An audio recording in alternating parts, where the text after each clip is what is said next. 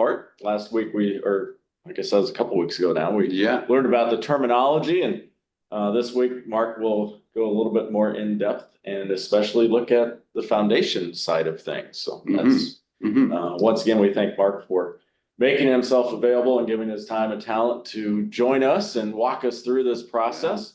Mark is from the LCMS Foundation. They do tremendous work. And again, I'll plug it right now, but I will say it probably throughout also.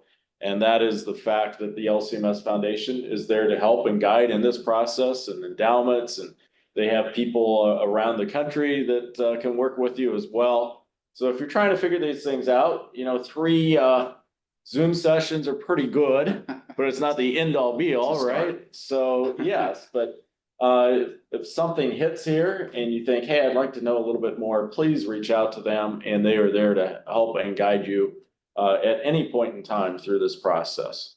So with that, let me open us in prayer, and then I will turn it over to Mark. Let us pray. Heavenly Father, we give you thanks for this time to be together. We give you thanks for helping us and guide us in everything that we do, knowing that it is all yours that you have blessed us with.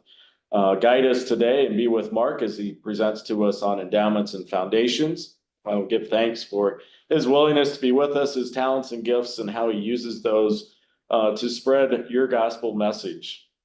We give thanks for the LCMS Foundation, for all the ministries that work with our Lutheran schools and churches and RSOs, and how they help all of us to succeed, to grow, so that we can do your work, again, in spreading that gospel message. Be with everyone today. Help us, guide us, and always allow us to do all to your glory as we serve you in all ways. In your son's name we pray. Amen. Amen.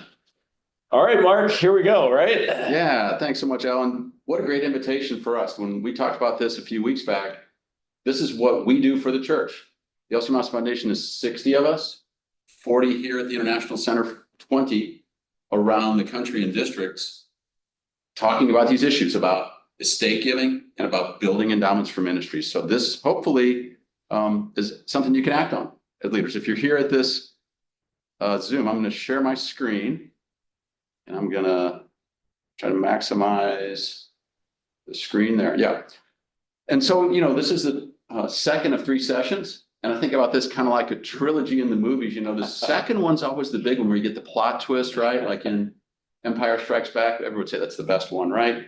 But honestly, the first time a few weeks ago, pretty basic. What are the terminologies? Why would you want to do this? We would say at the foundation, if you start this now, you'll really strengthen your school for decades and generations of growth and the big things you want to do for your ministry.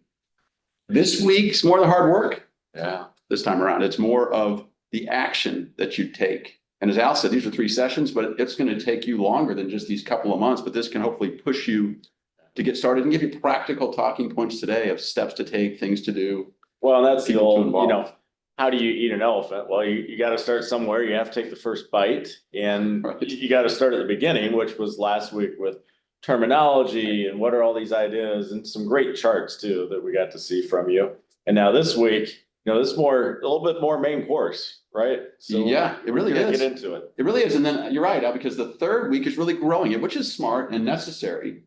But this week is the time where you would really focus on what you're going to do. And it's funny because when Al said that we would talk about endowments and foundations today, the truth is, I should say there's probably some misleading advertising, but it's a lot more endowments than foundations. We'll talk about why.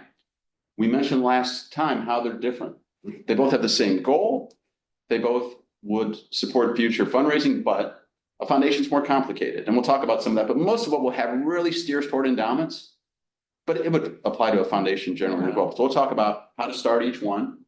And we'll talk a lot about number 3, who's going to lead this. Chances are you're on this Zoom right now. You're going to be helping to think about who are the right people from your school to be working through these things. And that's a big part of this work. The other big part of today's conversation, and then this heavy lifting to get going, is thinking about documents. Mm-hmm. That's a stumbling block for so many ministries who want to do an endowment. And again, this should be where to start today, but that's what we'll cover a lot, or what documents are out there. Why is the language in there? How do you actually establish it? What might you change or modify. We'll talk a lot about spending. You know, as Al said, you saw charts last time. I mean, this is meant to be a financial support, and you're going to have numbers. And the idea is it isn't a savings account. You aren't trying to build up $10 million. You're trying to be able to support more staff on your campus. Yeah. A new gym.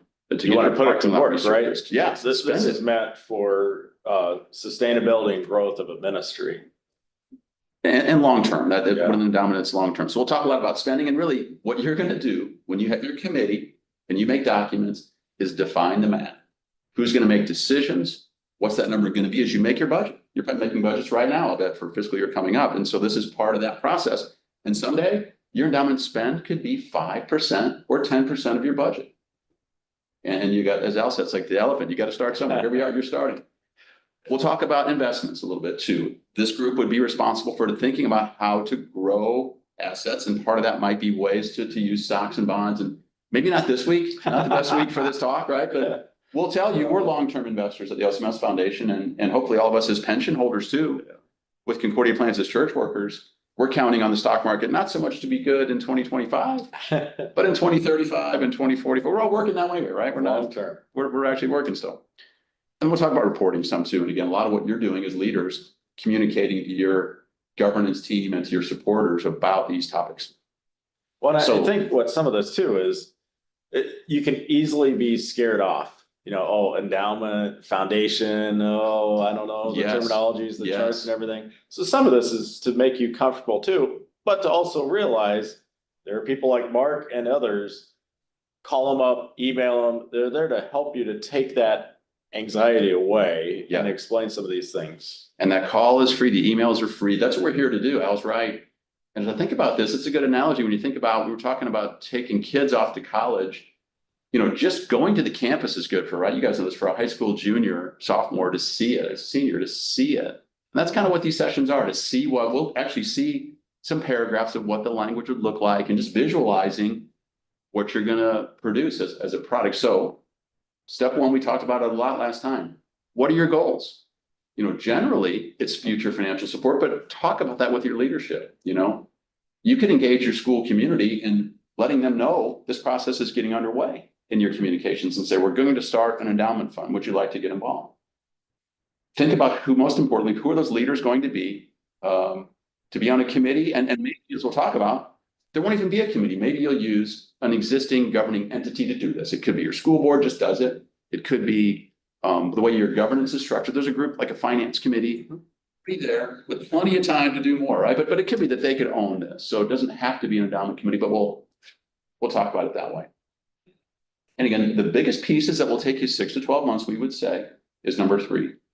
And that's a lot of studying and thinking to come up with what do you need to put in writing. And your goal there would be, you know, develop documents that if all of you on the committee, all 5 of you or 6 or something aren't there in 3 years, the successors know what to do. It's all mapped out. And so that's a goal. Beyond that, then you get to the good part, funding the endowment, right? Putting some dollars in. And then start spending. We'll look through the math of how that works. And again, your exact documents will define on June 30th, you're going to give dates and you're going to be very specific within a policy and this sort of thing. A lot of the work to be done from there is oversight, you know, managing assets, communicating, being sure you're following the policy. And then we'll talk a lot more next time about growing. Now, here's the disappointing slide, or for some, maybe it's a reassuring slide. That is, so far we've talked about endowments today. You could do these same things with a foundation. We mentioned last time that that's certainly something you can tackle. There's a lot of advantages to it, but it's more complicated. The LCMS Foundation is really not positioned with our resources to necessarily advise on that. There's so much to consider. And so we would tell you to contact an attorney, but a lot of what you'll do, if you go that route, will still use today's ideas all the way through.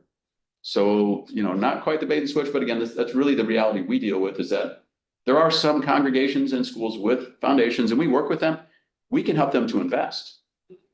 We wouldn't look at their policies as often as we would for an endowment.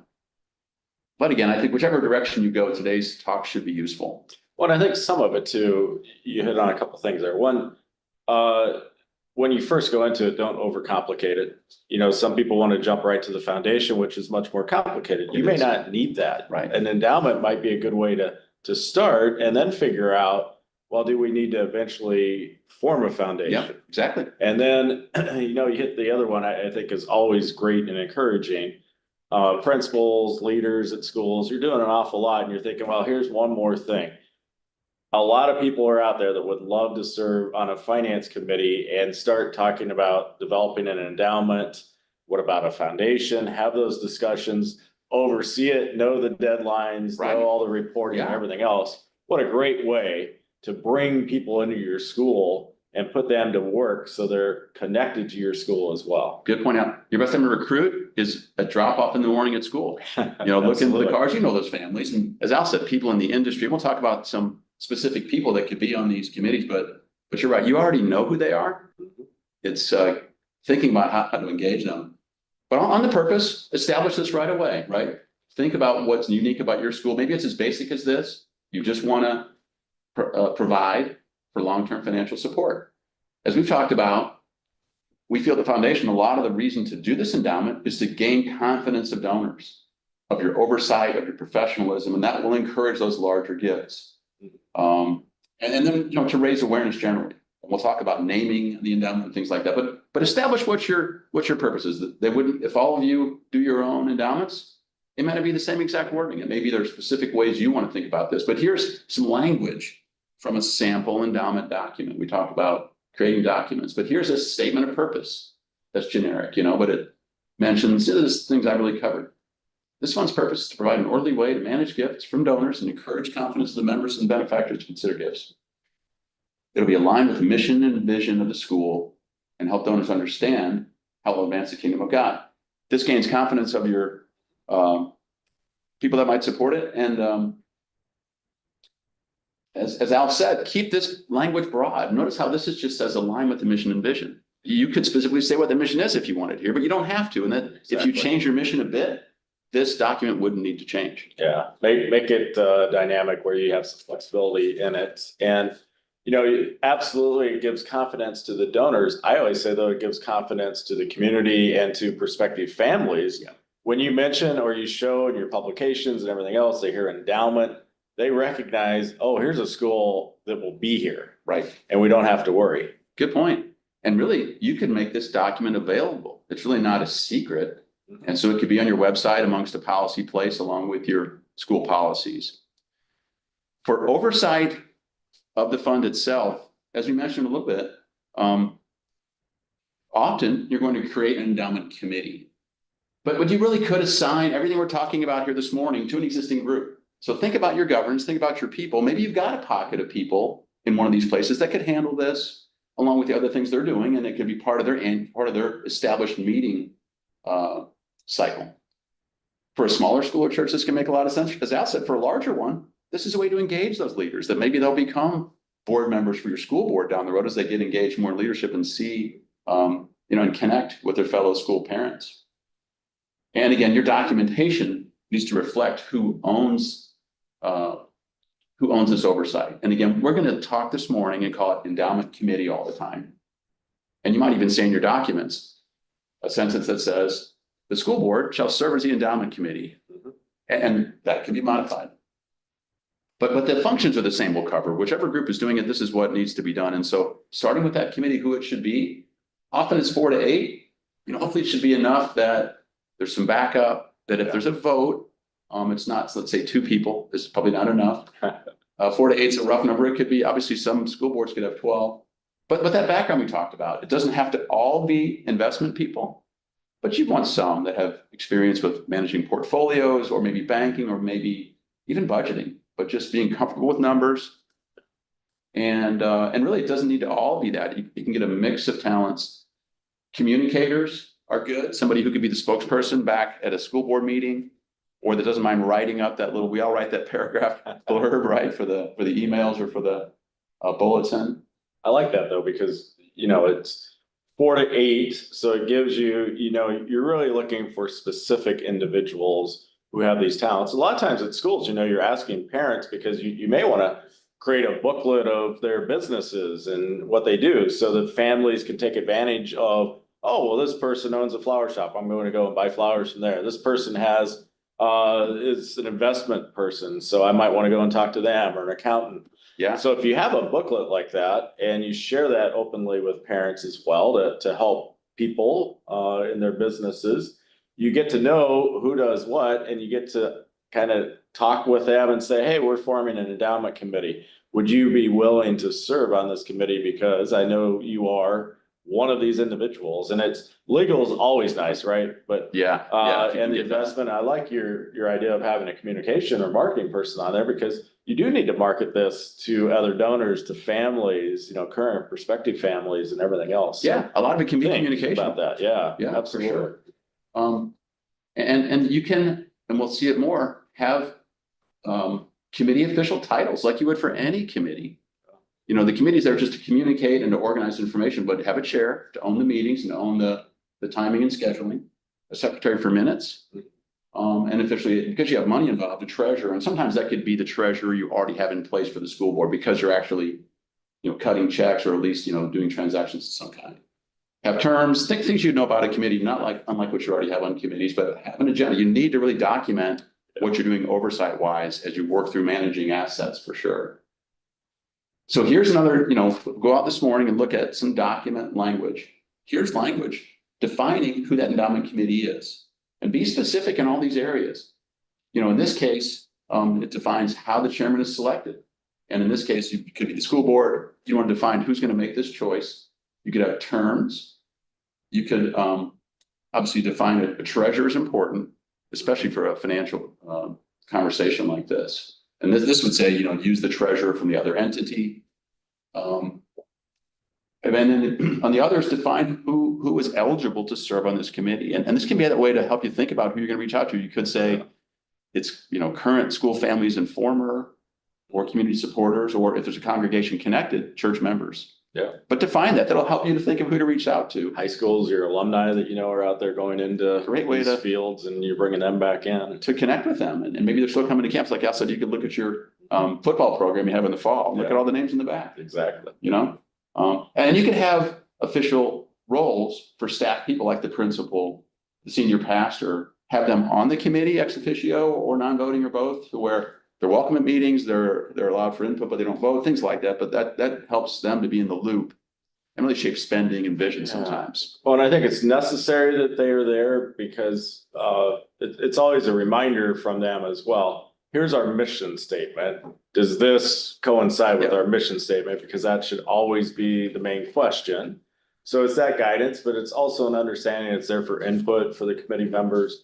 And, you do need a financial secretary. You need somebody that's able to do the Excel spreadsheets, look at the numbers, explain some things, because there could be some complicated items from time to time. So you need to rely on their explanation to get everybody else up to speed that may not be familiar with some of the terminology. You do. The language is going to matter. What you put in writing is what people are going to refer back to. And so the duties of that committee are really, number one, to start with, establish those written policies. Now, it could be that you already have policies, but maybe they haven't been looked at in a while. Maybe this is addressed inside your existing congregational bylaws, school bylaws, or even a constitution. So it's important to think about that as you start. But this committee would be tasked with finding that and proposing updates, or starting from scratch. But some things you will do that we would talk about today would be hire an investment firm, help with the investment side. Pay attention to investments, and this committee often would own the oversight of those funds and maybe making changes as needed, and then report back to the governing body. Any committee you'd form would have an existing place it reports to, whether that's a church voters group, a school board, that sort of thing. But really, the committee should be sure to follow policy. So what we'll talk about today are 4 different policies you could create. And this is where, after today, as Al said, this is an action day. You can reach out to the LCMS Foundation next week or down the road and say, we're ready to go. Can you send me more information on each of these? And I certainly could. What I'd mention is what's typical here. You notice the first one's called bylaws. The others are called policies. And in all these cases, any document can be changed, but bylaws are harder to change, typically. Typically, bylaws would be voted on at the highest level, let's say the voters meeting, or the way the school does its work. Policies can be more flexible. And so we often suggest these 4, but the first one's the key one. The first one is really going to drive everything you're doing. And we'll look at each one in turn here. But that first step, as I mentioned, look at your existing governance. Who is going to decide this? Understand who that is as you craft a message and recruit people to suggest things, and be sure you know who could approve it.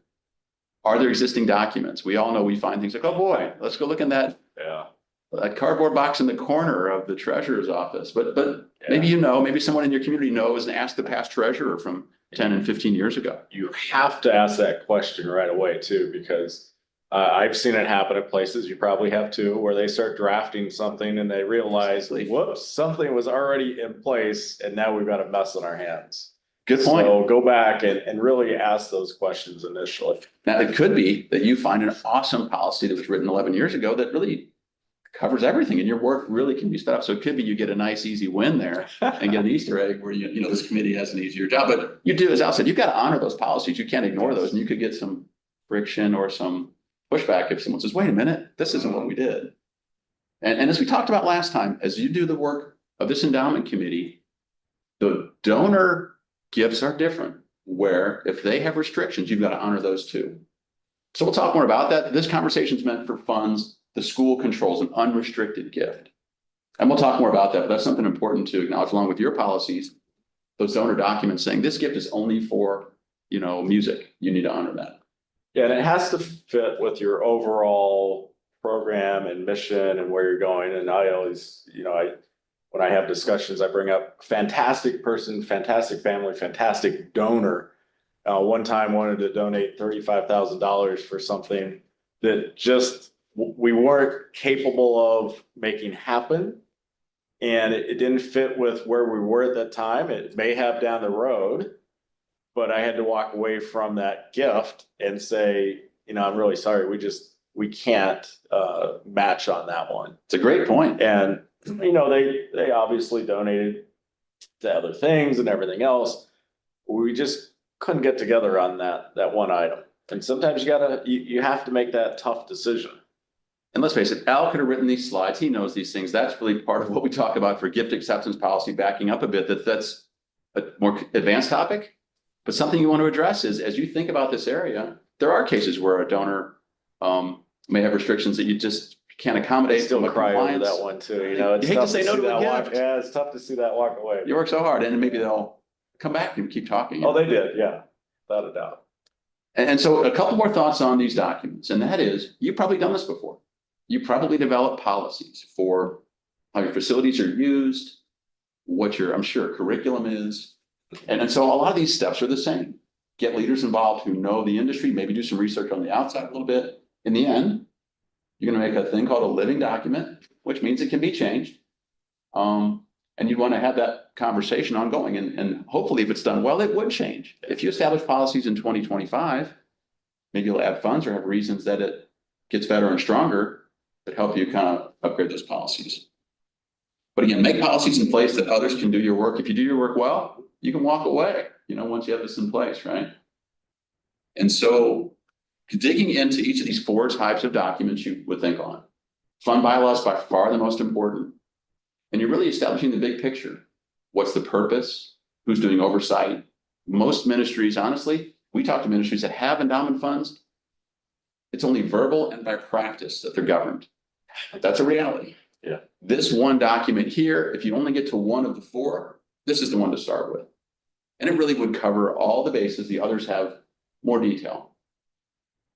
You could refer in this document to these other 3 we've talked about. Talk about gift acceptance and say language indicating that policy's in place, and we can share how to word that.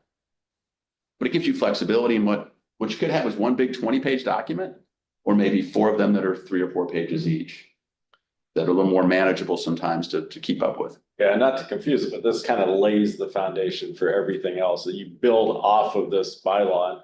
And this is important too. Schools that are a single congregation school, you really have to have a lot of discussions here. What does this endowment look like? Or what does the foundation look like?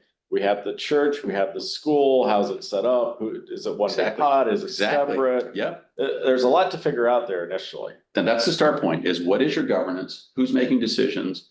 Do that now, as Al said, instead of later, and you've got to redo the work you're doing. And along these same lines, another key concept here, especially for schools and for churches too, is would you have multiple funds? It's a good chance you will for a lot of reasons. You could do that in a single bylaw document though, and we often see that. And we'll show you what that looks like. You could have separate bylaw documents and go either way. You can use terminology like a sub-account for each different function. Some would say buckets. Some, you could even say fund and sort of say that building fund, the football fund, not football, sports fund. But each could be part of a single document, and spending and investment could be different based on the timing of when you need money. Often facilities could be, you need a bigger portion where others might not. And so the way you govern them and spend could vary to fit the needs. And of course, like Al kind of said, you know, one donor could say, I've got an area I want to support and it fits into your work. You can make a new category just for what that purpose is. But here's some language, simple as it can be, and try to keep documents simple, but certainly clear and actionable. But the fund shall receive and manage distribute funding for these 4 areas. And these are common for schools, right? You know, building and facility, of course, scholarships, and these could be the lines that match your needs, the way you're thinking about your work. And here's even more examples of that spending portion. On the scholarship side is probably the most common. It's typically only an annual spend. It's meant to be sustainable. And when you've seen the spreadsheets we did, and we'll see some more spreadsheets today pretty soon, a little bit later, but this scholarship fund is not meant to dig into more than that 5 or 6 or some percent a year that it could support 4 years of education for current freshmen and on and on and on. Where the building fund might be different and have room for occasional large items, as it says there.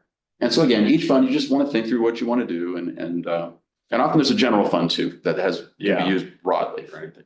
And I will say, you know, we always think scholarship funds, you bring students in with families, you want to meet those needs. And you don't want to use monopoly money because a lot of schools have done that in the past where it's unfunded financial aid. Yeah. And that puts you in a difficult situation. So this accounts for the real dollars coming in for that. Some schools today are doing a teacher pay and benefits fund because it's so difficult to find educators today that helps raise the pay now. Yep. You know, and what you see too, Al, is a specific fund for a teacher saying this is meant to fund a science teacher. Yeah. An endowment for a specific, you know, it's like at a college, an endowed chair or whatever. It's the same thing now. It's coming into our schools. We can help with that. And if it's into all this language about establishing that future funding in a similar way, but customizing to your school's plans. Which, by the way, there's a lot of families who will remember a teacher that they had and they'll say, I just love that teacher. I'm here today because of them. And I would really love to have a fund named after them that supports the pay of the science teacher or the math teacher. You know, Al did his homework, read these slides in advance, but that's exactly a big part of your thinking. And when we talk at the beginning about forming a committee, putting policies in place, communicating back to your supporters, the way you name the fund is really a big deal. Kind of like naming our schools and our churches, right? But you know, what's common to do is to consider something biblical, whether it's, you see some ideas there, and maybe you've already got a biblical theme to how your school messages, and so you could have a fund in that way. It could be the donor, and that can make sense. And in some cases, that's how the direction the school might want to go. It could be that teacher, and that's common too, as Al said. I'd be careful with the donor. You know, it's fascinating. Sometimes the donors don't want people to know. Right. And they like to be anonymous and they'll get big chunks of money, but they want to name it after. So don't assume that the donor would like it named after them. And, you know, don't surprise the donor and say, oh, we just named this after you either. Oh boy. That could go very wrong. Agreed. Well, I've seen and heard more about the teacher, principal, and coach route, to be honest. Yeah. And what a neat way to honor them after many years of service and the awareness that the alumni have who are supporting the fund. You often hear the mascot, the Crusader Fund, the Lancer Fund, but look at what you're already messaging, and maybe there's language in there that helps on this, and maybe you have those 3 different sub-accounts and each named differently for different parts of your mission. Okay, on from setting up the fund and the documents on the bylaws side to the next policy, the first of those 3 policies, not spending. Very important to document how the funds will be spent. This could be inside your bylaws, but because it can be detailed, it can make sense to have this sub policy, so to speak, And so it needs to be that specific language defining, and often it's one of those two things. How do you annually spend? And almost all endowments have an annual spend of some kind, don't have to, but that's kind of the whole idea. But also sometimes you allow for a larger expense and you tend to make that harder. It is not automatic. It's got to be approved by a unanimous vote or often a supermajority, 2/3 or more. But for each spending, define what's spent in each sub-accounts. And even within that, once you have an amount, determine who's going to say, is that going to go toward the parking lot or toward windows, and decide which group will actually choose how those dollars are spent. So go through some examples to help you think, and I think visualizing this with numbers on the page, again, you're making your budget, I'm sure right now, would you love to have another 50,000 for the budget? So typically it's at percent spending rate. And I've heard when you teach a class, you should go back to your notes from the first class and second class, but this is that same example with that $1 million endowment we covered last time. With a 5% spending rate, it's meant to be $50,000 a year. And that's meant to be consistent. So here's an example, but we put a curve in this time. If you recall, curveball last time, we said, suppose you had 7% returns every year and you spend 5%, great. It's growing and we're able to spend our 5%, it's growing a little. Here's a situation more like the real world where stocks are up and down, you know? So like the last 2 days. Oh boy, but, you know, yeah, I mean, and that's reality. And that's for this committee and for this exercise. This is fun when markets are great and you see you built an endowment from 10,000 to 100,000 in 4 years, but those ups and downs can be stressful. But here's some math, averaging 7% over 10 years, but spending 5%. And what you see is still consistently your spending is kind of leveled out. Where that 1 year where it's up 24%, your spending's not, because your spending is just based on that 1 year's ending balance. And so you get that consistent-ish number of spending. Now, 7% a year is still really good. And that's where it says in the top, good. The next slide, it also could be a reality. And this is important for your committee to realize. You may do this right now, and the market may be bad for 10 years. It was in the 1970s. It was in the 1930s. And so there's no guarantee that it will be a 7% average return like we'd hope. But if this happens and you had these policies in place, the fund balance would go down. And that's just a reality. And so it would go from $1 million down to 590,000 with this, but just a way to visualize what can happen and how you message about this as you manage these funds. A few more details that are going to matter to you, and somebody in your committee is going to be that keeper, that treasurer, that secretary to say, okay, so how are we doing this exact math? And here's something to think about. When you compute that payment every year, you can have a time lag to say what's a balance at a point in time, times a rate, and you'll typically spend that money 3 to 6 to 9 months later. And it's a great process because it might take you a month or so to get your statements from the investment company. Let's say it's year end. And you'd say, we're going to take the balance on the last day of the calendar year. But with our fiscal year, let's suppose, ending 6/30, we'd know that number, let's say in February. Then we could plan in the spring of how it's going to be spent. So this is the kind of detail you want in your policies, define the dates, balance as of such and such to be spent in the upcoming fiscal year. Another consideration, just a little more complication. This is for the financial Freddies on this call that like a little more detail, but another really common approach for endowment spending is rather than basing your annual spending on a single point in time times a rate, you base it on that rate times a weighted average balance. Not advanced math, you know, but conceptually a smart way to do it, and the way so many organizations do. We actually use at the LCMS Foundation a 12-quarter moving average, the most recent 12 quarters. That's our standard policy, but it gives you a sense of how to think about the language and just the way you want to support your spending consistently. And so here's another example. This is what I just showed on the 7% average return, but a lot of variation. When you would do this 3-year moving average, you might wait till the 3rd year to even start to spend. Don't have to, but you see the math here that you sort of say, it's those same balances by year and same returns, but the basis for your spending is that 3-year weighted average column. So again, the math teachers watching this are liking this, others maybe, you know, it's some pieces behind it as you think on policy, and people will say, what's the number going to be? How are we going to know it? And you can put examples in your policy, or at least have them for the committee to work through, and we can help you with this. A few more thoughts on spending. The last couple of slides are about the annual steady number. For the occasional number, you want to define limits of how much that could be and how the decision is made. It could be that, boy, we know that field needs new AstroTurf. We've been told it's been 12 years, and those sorts of things, right? There's things come up. Often it's a percentage of a point in time balance is typical to say you can spend half of the fund at a point in time. Often it's not 100, that would wipe out the fund. But you decide, think that through. It could be a fixed number like 200,000 or something. Well, and sometimes it is 100 because you're looking at some extraordinary financial hit. True. And you're saying, okay, if we wipe out the endowment, we can continue on. Exactly. Or do we leave it there? Well, that's a no-brainer. You got to wipe out the endowment. Good point. You spend it, you sustain the school, and now you move forward again. Good point. And now you can add back to the fund. Exactly. Your donor should see that and be glad for those dark years you got through. And you're right. It's a reserve.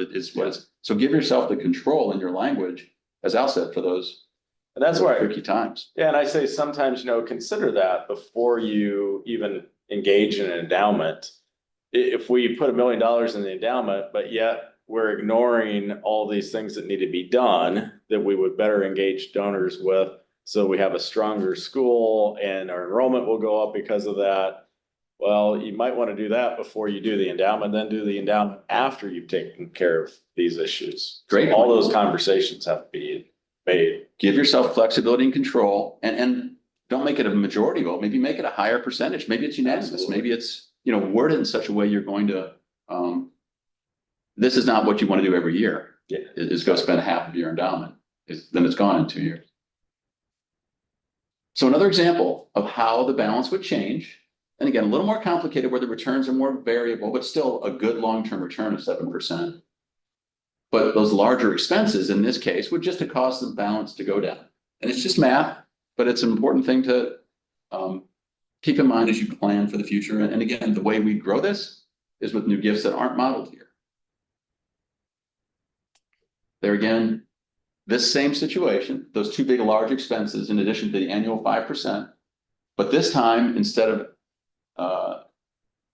the market being up 7%, it's flat for 10 years, 0% average, and then you're going to go down all the way to 170,000. Just a mathematical reality. And again, not so much to say don't do an endowment, not to say, just to be aware of possible outcomes. Okay, a little more, some more policy discussion, other things to consider. This is what Al brought up. Another policy that's more advanced, but really helpful to growing an endowment, to encouraging donor confidence, is defining what you would and would not accept as a gift. And also defining, so that second to last bullet, how you might treat an estate gift. An unexpected, unrestricted gift, you might make a policy that says, if we get a gift that's unrestricted through an estate, half of it will go to this endowment fund. Mm-hmm. Great way to grow the fund. You might say, if for any given year, any estate gifts over 50,000 in total, the amount for the year would go in the endowment fund. So you'd always have 50,000, hopefully maybe to spend on current budget. This is where we can get involved as the LCMS Foundation. As I said last time, we've got 4 full-time attorneys. When you get a strange conversation from a donor, maybe I talked to someone here in the building that somehow inherited, I think it's oil well rights. Mm-hmm.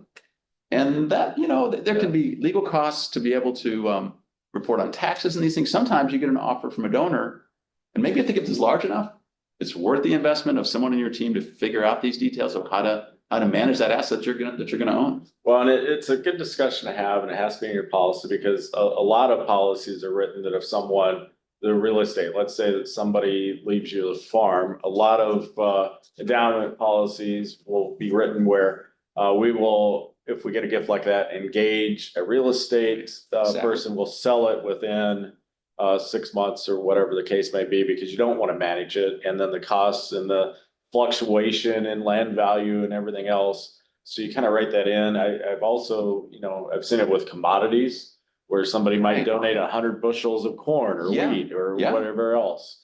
And so think about that, and typically, you might tell me I'm totally wrong on this, but I've kind of seen best practices being that in the policy, you say when we get a gift of commodity or real estate, we will sell it and then have the cash to put in the endowment versus trying to figure out. Yes, that's a great point. this is a good place to identify what you would do with an asset received. You might get a donor who wants to, we had this happen years ago at the LCMS Foundation. They gave us a single stock and they said, you've got to keep this stock. And we said, our investment policy doesn't allow that. It's too risky. And it was a single company. And as a matter of fact, the company was GE. Oh, yeah. And it was really before they went down. So it was actually, these policies can make sense to protect the school. And we're getting ahead of ourselves to investment. This is a good conversation because managing these assets is part of what the committee is supposed to be doing. Holding on to jewelry or different unusual assets, the typical policy would be to liquidate to a diversified investment where you already have oversight in place. Again, more advanced here, and we'll have details next time on some of these pieces, but something else the committee might want to dig into on behalf of the school. And then a big job of this committee would be to manage the investments. Hopefully it would grow. Hopefully it would become what you want it to be, which is able to spend $50,000 a year if it's $1 million at 5%. So in that document, and you might already have one at some schools, maybe you have some investments in place or you've seen them, but you start with your purpose, principles, and philosophy, why you want to invest. And a typical philosophy would say, policy would say what you would and wouldn't do. Here are things you can invest in, and that's often, you can choose what these are. But it's things that your community maybe are transparent, that they understand, that are liquid, that they could sell. And you want to define what you wouldn't want to invest in. And I listed a few here. That's just up to your school to decide. But thinking about things that you may want to have the committee stay away from.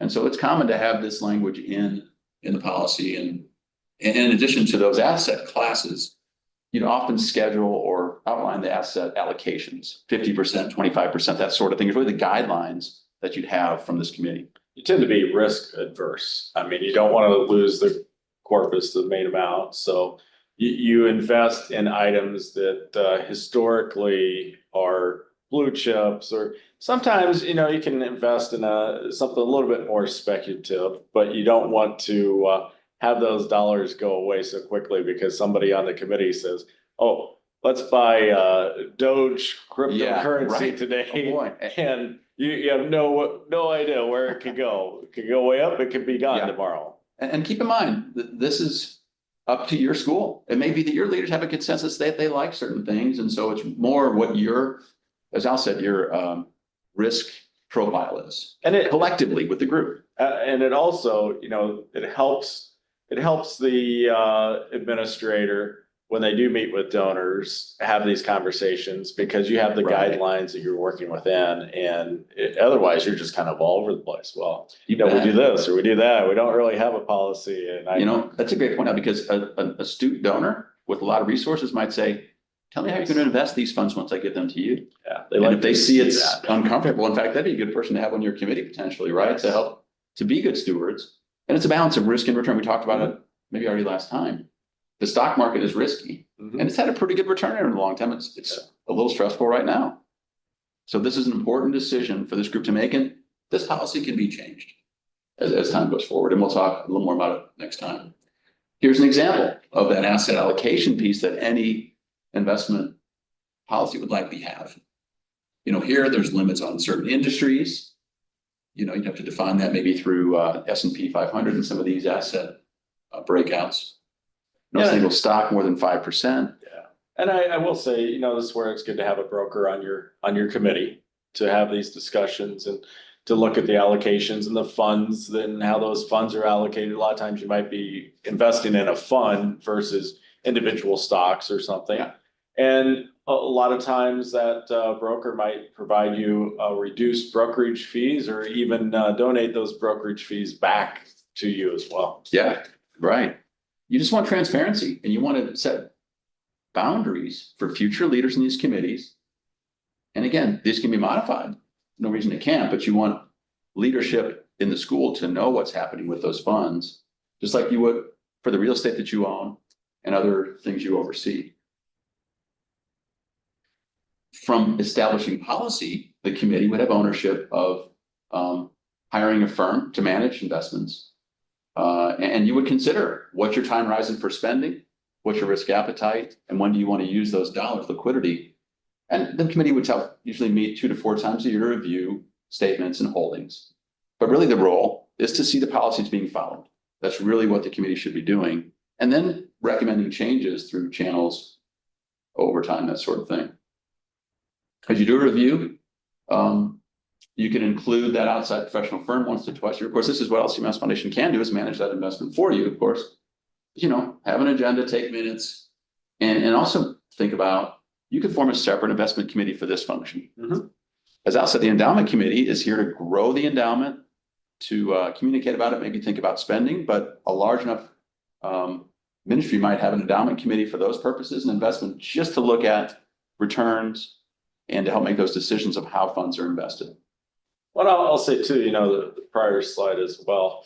When you engage, think about the broker that you do engage with. It's nice if you have a parent, if you have an alum, they're engaged in your school. They're going to be a little bit more mindful and watchful for you.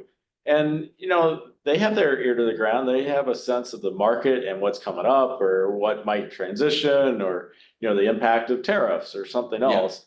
Yeah. Where they might divert your money before some of these things happen because they'll be protective. They're engaged in it.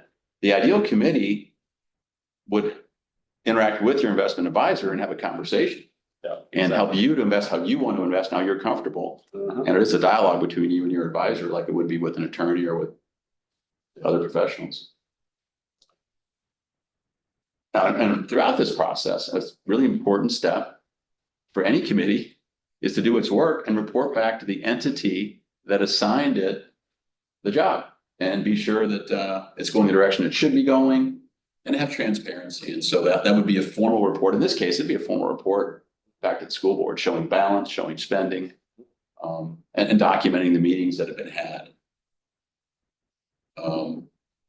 Likewise, it can be different reporting and communication to that larger community. Yeah. That might be more simplified, but we'll talk a good amount next week that probably the best promotion you might have is spending in some way, highlighting in the summer or fall. This year, the endowment fund was able to fund the new doors we put on the front of the school, the tangible things that happened as a result. But don't forget about communication as a part of what this committee is supposed to be doing, and what the fund is for, is to grow for the future.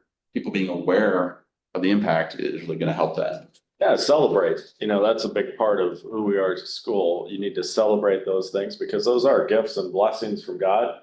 Show how, donors are engaged with you, using their blessings to bless your school ministry. And it could be, you might think, oh, well, it's just a door. Well, it's not just a door. Yeah. There's a lot that goes into that, and it is a success, and it provides, and, have those discussions.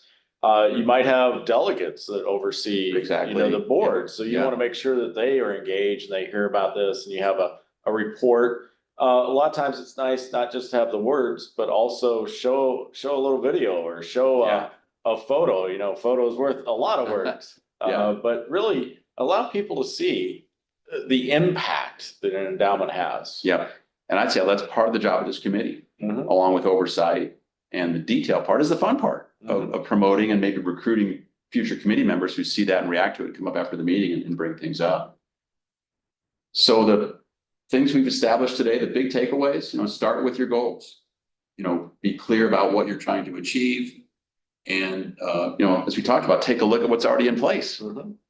Maybe less work needs to be done by this committee, or certainly you've got to conform to what's out there if there's documents, or modify those. But that committee is really a key part here. Engaging leaders, maybe who aren't in place yet, as we've talked about. And 6 to 12 months is the typical time. It could be longer. Be patient with that. And in fact, forming the committee can take 2 or 3 months. Getting people to step up and commit, deciding who the chair is, getting that first meeting underway. That can take some time as well, and be patient with it, but know where you're trying to go and know where you want to go. It should take some time. Otherwise, you're just this is a big step and very important. And the future of the school here, engagement with multiple donors. So if you're just saying, hey, we should start an endowment tomorrow, I found 5 people in the parking lot. We have our committee now, let's go. you probably need to spend a little time thinking, how do we really do this? Who are the right people? What's that committee look like? You talked about the forums and everything else. Have a reasonable timeline. You don't have a second chance to set it up right. Right. So make it right the first time. For sure. And this could become ideally, and it does for the larger ministries and larger schools, one of the biggest assets you oversee in 10 or 15 or 20 years. And so documenting it the right way, ensuring there's not hurt feelings or someone who feels excluded, Yes. you know, communicate to your community as you start this process. You could even have an invitation to consider whether someone might express interest in joining a committee. Yes. That goes out in your school communications to raise awareness before it even gets going. And maybe you'll surface someone that has expertise or has an interest. And so again, oversight and reporting are important, but as we said, it's a spending plan. This is meant to support the school, not just a place to grow dollars on a statement, but to put people in your classrooms, to put facilities in place that you're hoping for, to make the school look nicer, to encourage those new families coming in, whether they're about to think of kindergarten or about to think of ninth grade. Mm-hmm. Donors give you a gift to make an impact.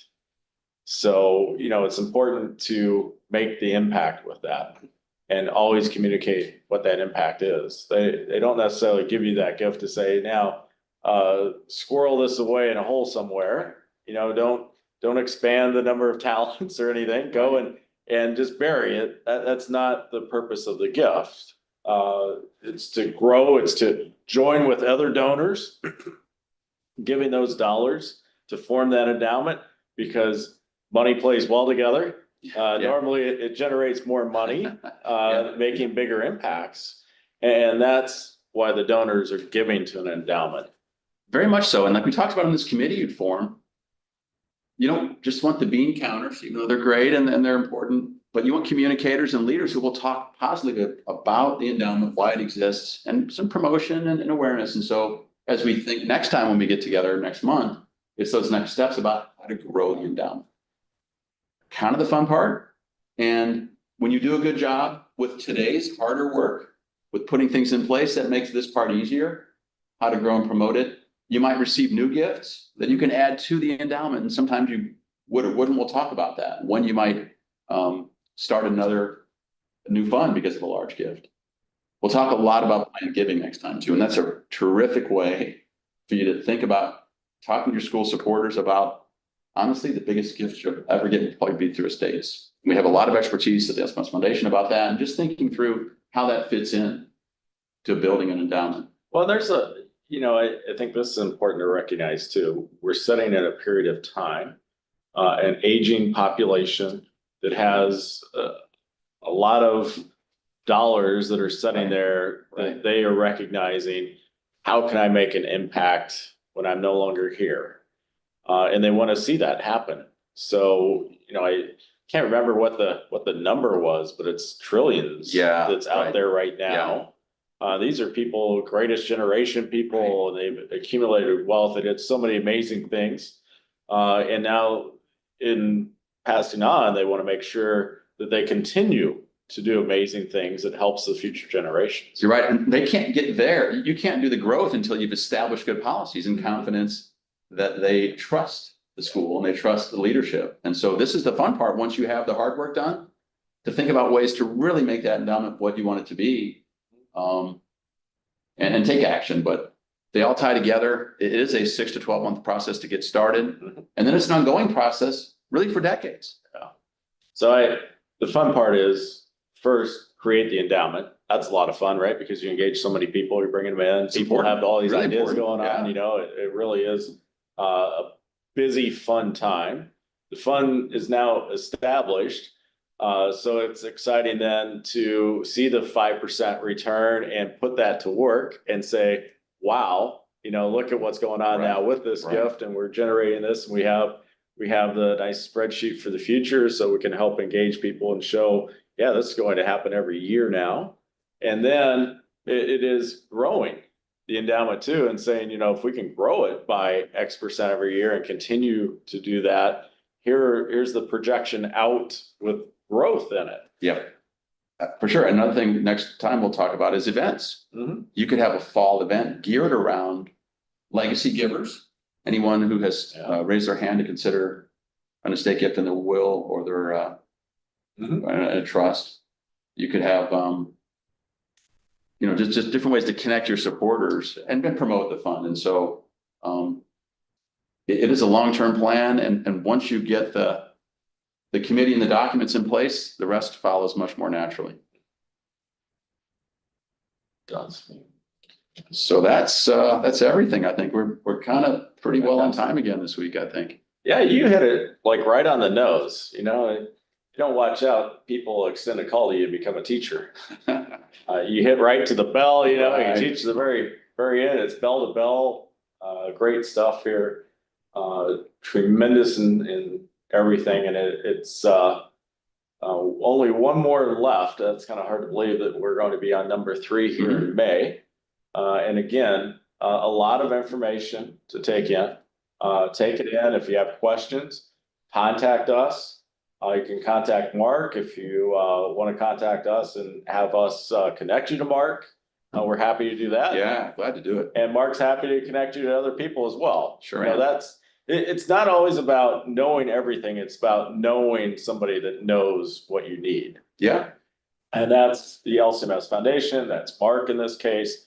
You know, it's about connections. And that's what we're trying to do with this, so that you have those connections for endowments and foundations. Thanks for the time today. It's great.